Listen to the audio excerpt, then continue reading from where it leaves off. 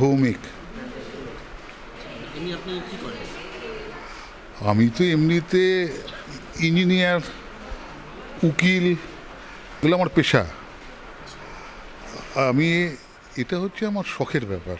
আচ্ছা, এই যে ডাক টিকিট যে সংগ্রহ, এই ভুটানের ডাক টিকিট সংগ্রহের এই নেশাটা আপনাকে কবে থেকে হয়েছে? চাইল্ডহুড থেকে, একদম বাচ্চা বয়স থেকে আমি স্ট্যাম্প জমাই।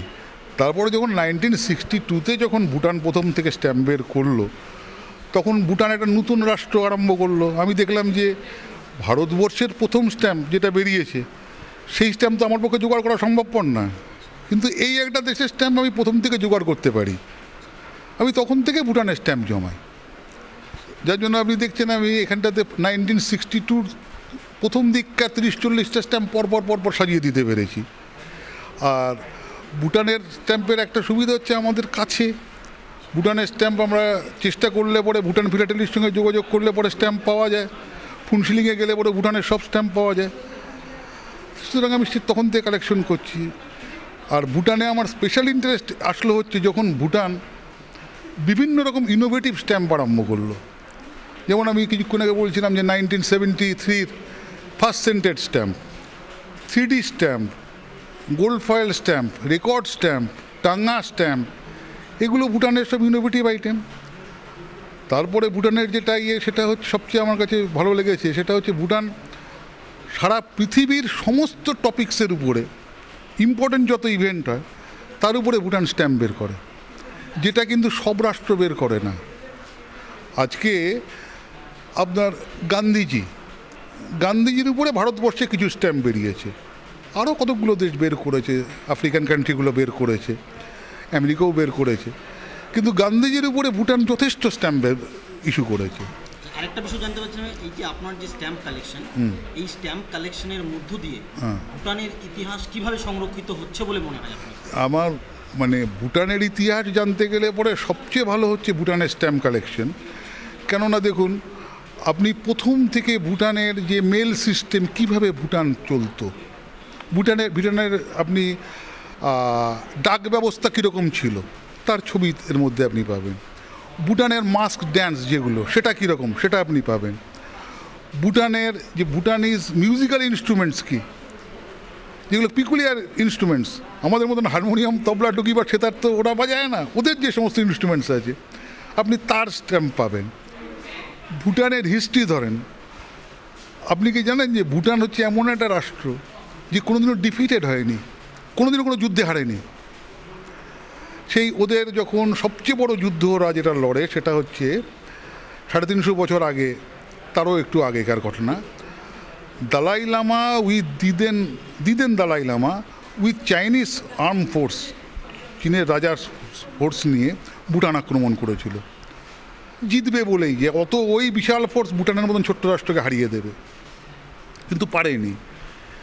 এরা যে অপরাজেয় যে একটা শক্তি ছিল, যার জন্য ভুটানিরা সবসময় গর্ব করে। কিন্তু এটা তো জানার কথা, এটা তো এই ইতিহাসটা তো আমরা ওই স্ট্যাম্পটা দেখার পরে বুঝতে পারছি যে এই আছে।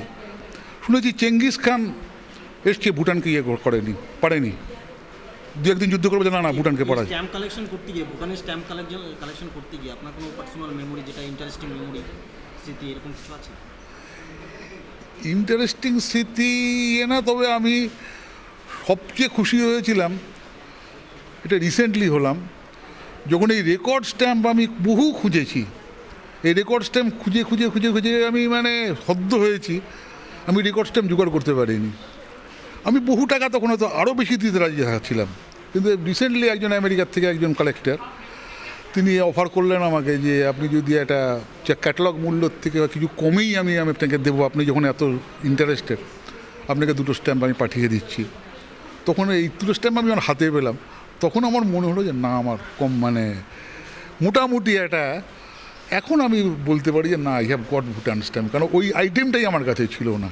আমি সেটাতে প্রচণ্ড আনন্দ পেয়েছি যেদিন প্রথম, যখন বাই পোস্টে ওইটা জিনকে আমার কাছে আসলো। একটা বিষয়, এই যে আপনি যে স্ট্যাম্প কালেকশন করছেন, অফবিট একটা বিট আপনাকে খুঁজে পাওয়া গেছে, এইটা নিয়ে গভর্নমেন্টের কোনো স্বীকৃতি বা কিছু কোনো প্রয়োজনীয়তা বা গভর্নমেন্টের সাথে কোনো রকম সহযোগিতা দরকার কি আছে আপনার?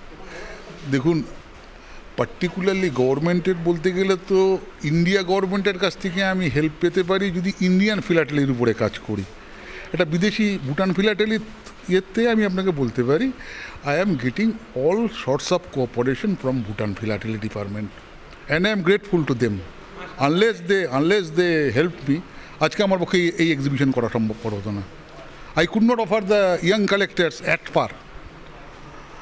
আমি যে বললাম যেটা 4,000 টাকা ক্যাটালগ ভ্যালু, সেটা আমি 300 টাকায় ইস্যু হয়েছে 300 টাকায় দিতে পারবো।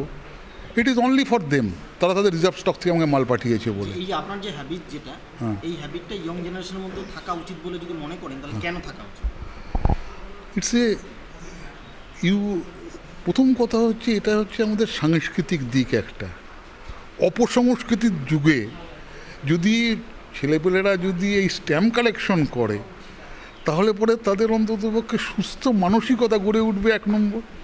2 নম্বর হচ্ছে এর দ্বারা তারা ইতিহাস জানতে পারবে, ভূগোল জানতে পারবে দেশের। হ্যাঁ, তাদের আউট নলেজ অনেক বেশি হবে।